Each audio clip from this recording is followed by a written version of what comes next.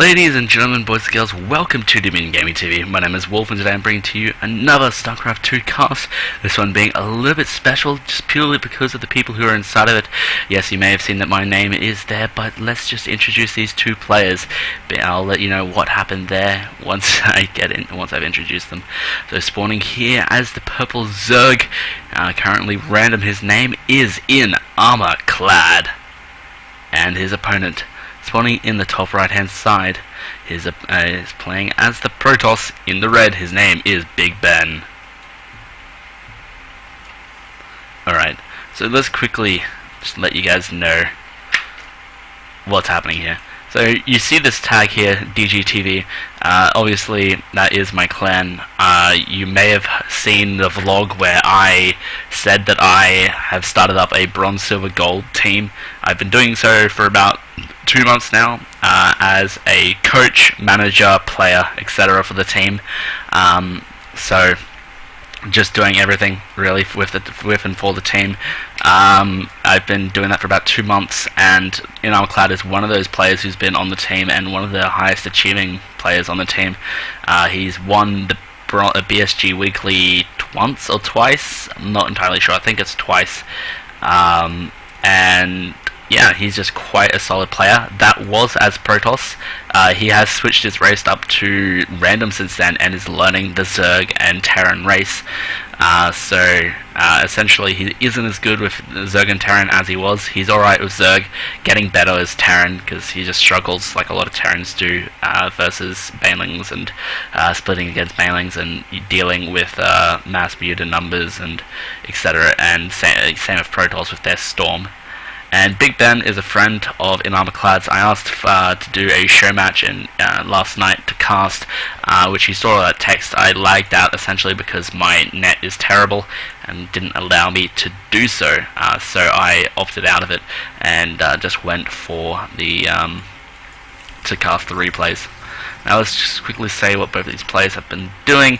Just a hatch first coming out of InArmourClad through a gate and a gate nexus for BigBen here. The standard plays that we see nowadays for Protoss versus Zerg is, from the Protoss side of view, is going either Stargate play and putting on a lot of early pressure onto the Queens and potential drones and Overlords as of the overlords of the Zerg player. From a Zerg point of view, it's a lot of Roach Hydra Viper, Viper for late game, and just Roach Hydra for just standard mid game, early game, tech switching into ultras late game and whatnot, and doing a whole bunch of crazy ass things like that. Mutas are tech switching, going mass lings and some banelings into mutas, like massive tech switches into mutas. Getting 20, 40 mutas is insane. Been seeing a lot of that coming in from a Zerg player. Colossus, when going against Roach Hydra, it's just standard Robos sort of play, getting out the Colossus, getting out the Stalkers, Sentries, Immortals, Observers, and just generally Zealots as well, just for pure tanking purposes. And then later in the game you get Archons as well, and DTs to do run-bys, etc. But yeah, so we're going to be seeing a fast 3-base from InArmourClad after getting pool. It's going to be getting that pool nice and early, getting double gas as well to just get that gas count he needs and or wants, getting the metabolic boost, sorry, and just going to be using that just to take a bit of map control if needed. Sorry for my voice being a little bit coarse. I just did attempt to do this cast, but yeah, didn't really work because I had my mic muted. This mic is very, very prone to the mute button. If you just like tap it, it'll mute the whole thing, and I've lost a lot of casts because of it. So yeah, it's going to be extra careful because of that. So another announcement I'd like to make is that I won't be doing any more Carnage casts. I have quit as the caster and content creator for Carnage Esports, simply because of the fact that I feel if I were to have that title of theirs, I should be putting in more effort with them, and really I don't really have the the time or whatever that and whatnot that I want to be able to do that. And there's a lot of motivation that goes into doing this for my own channel, and so I don't have the motivation to do it for the Carnage channel and whatnot. Get some casts up, so I might do some casts of their players here and there. I might do some interviews, and actually I'll try and organize an interview with Dave Sand about now that his team has been formed. He has all the players that he wants and whatnot. He's got quite a strong lineup, so I'll talk to him about that and see what I can do if I can get some content from them, just purely because of sakes that we worked together for so long. It's going to be seeing a Spire play coming out of InArmourClad. As I said, it's common. He's probably just going to be massing a whole bunch of lings and getting in the mutas. Muta play is so scary, especially on this map as well. You can easily go from here up to the main, back down to here, main, and it's just, you can go from here round and do a quick into the front. It's just a whole bunch of different attack paths that you can go into the Protoss's base just by using the mutas. Now, third base has been taken, going to be saturated now with a whole bunch of lings, I mean drones even. +1 attack for both of these players are on the way. Now, let's see what both of these players decide to do from here. Now, I know InArmourClad is a gold player. He's probably one of the better players on the DGTV team. It's quite interesting to see what he goes from playing Protoss, how he plays competitively in the BSG, now that he's done a race switch to random. It'll be quite entertaining to see what happens there. Now, Robotics Bay and a Twilight Council is on the way for BigBen. BigBen opting to get into that Colossus technology as soon as possible. Going to be getting some observers as well.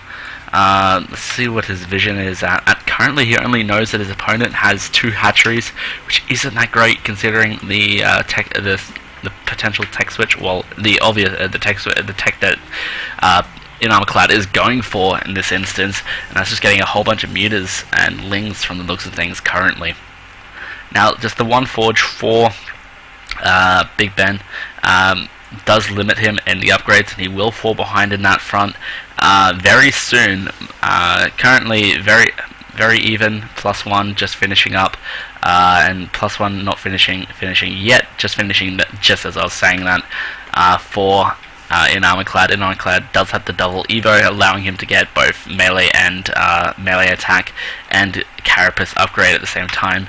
Baneling Nest is down at the moment. This will be a bit of a problem if there isn't if there isn't more sentries being put down. The Banelings will just obliterate through this army, and the mutas will just be that much more effective and tearing his opponent apart. Now, the Zergling has been put down here. Does mean that there will be a minimal there will be just a little bit of problems. Overseer does go down. It'll delay the third base essentially. Now, Zergling's just going to be running around to each of the bases, burrowing down, etc. Just going to be delaying his opponent from getting out any sort of expansion. And at this point in the game, he is already behind, considering his opponent is going up to 4 bases currently. So look at that. Oh god, that muta count's at 13. 9 more just popping out. There's going to be a whole bunch more mutas, and it's just going to be getting very scary very soon. Templar Archives is on the way, so he may have the AoE to deal with it if he gets out some Archons and some Storm, but he's going to need to have some very money Storms right now to be able to deal with these mutas efficiently. Energy for units is correct, but if you just put some damage down on these mutas now, if they're great life regen, which is kind of crazy, yeah, it's just crazy what mutas can do these days, considering just how fast they are. They got a movement speed buff, I do believe. They also got the life regen buff for Heart of the Swarm. It's just kind of crazy. Mutalisks are very scary nowadays. You're going to need insane micro of Phoenixes or Stalkers, or with like backup of Storm and Archons. It's just crazy. But Mutas is so great to be able to bounce around the map and just deal so much damage to multiple locations where you can't all be without losing a whole bunch of stuff. Now Probe's going to bring down some pylons, gases and nexus, etc. But Mutas are going to be moving out across the map now. More than likely going to be heading up to the natural. Observer does scout it, but it's probably going to be too little too late by the time these mutas get in. That's a lot of mutas, more mutas than stalkers in this instance. He could probably just win outright right now if he just A-moves into that, but opting against it, going to be going into the natural here, going to be killing off a few probes here, about 5 probes for about 2 mutas, so not really worth it. Maybe just if you talk it economically, but mutas at this point, the more you have, the more you can overwhelm him. Stalkers and High Templar are on the way, +2 weapons attack is almost complete, but 222 for all units that InArmourClad has pretty much been researched. It's just looking quite grim for BigBen here in this best of 3.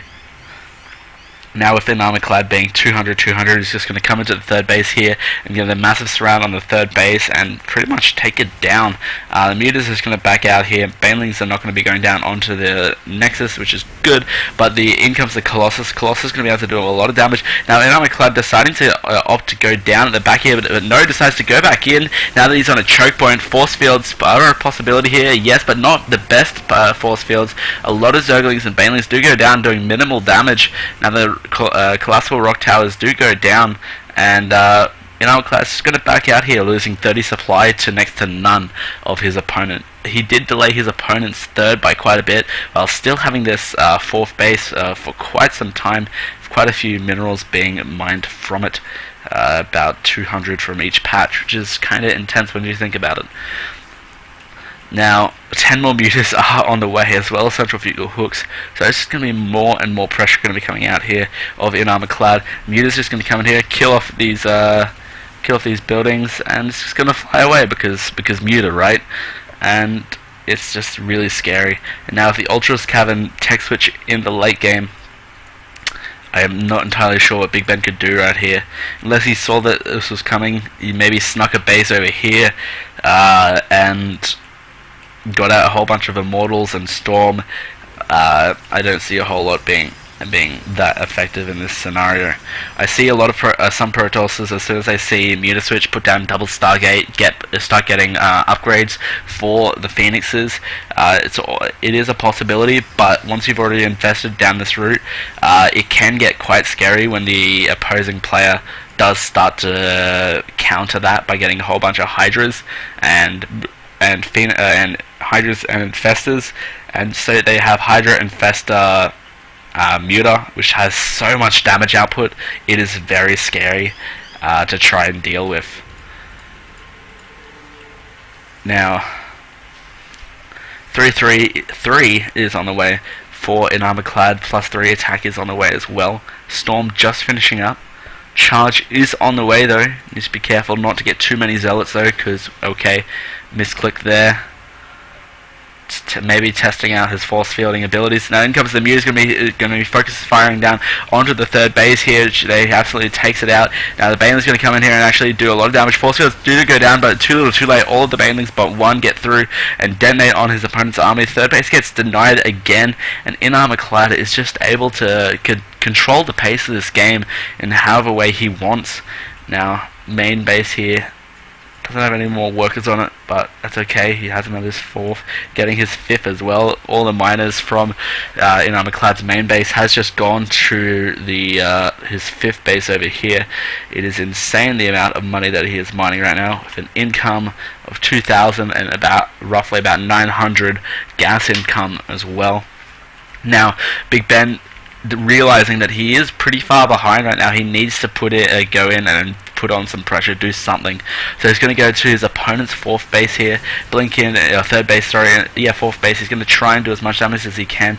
Little does InArmourClad know he can probably take this out. Now these units do actually come up to the top here, but no, decide to come back down the bottom. He's going to be attacking from the one direction here. He needs to be very careful though of the storm. Now the Muta's going to come in here and do so much damage. Going to actually focus fire down onto the Colossus and take them out. Some alright storms now doing a bit of damage. Only one Muta goes down and maybe a second, but no, all of the Stalkers and whatnot are going down, and that is essentially it. That's all of the units of BigBen. His entire army just getting taken out, and still this 3rd base hasn't been mining. Whole bunch of Stalkers are being made right now, but at least for BigBen, he does see that where everything is, considering he does have these observers around the map. But in comes the Mutalisks and the Zerglings is going to coming in here. Zerglings are pretty much going to be enough to take out the Stalkers here and the High Templar, but no, the Muta's going to come in here and just take out the last remaining and remnants of the Protoss here from BigBen. BigBen is going to GG, and InArmourClad's going to take out game number 1. Ladies and gentlemen, boys and girls, thank you very much for watching. My name has been Wolf. I'll see you guys next time.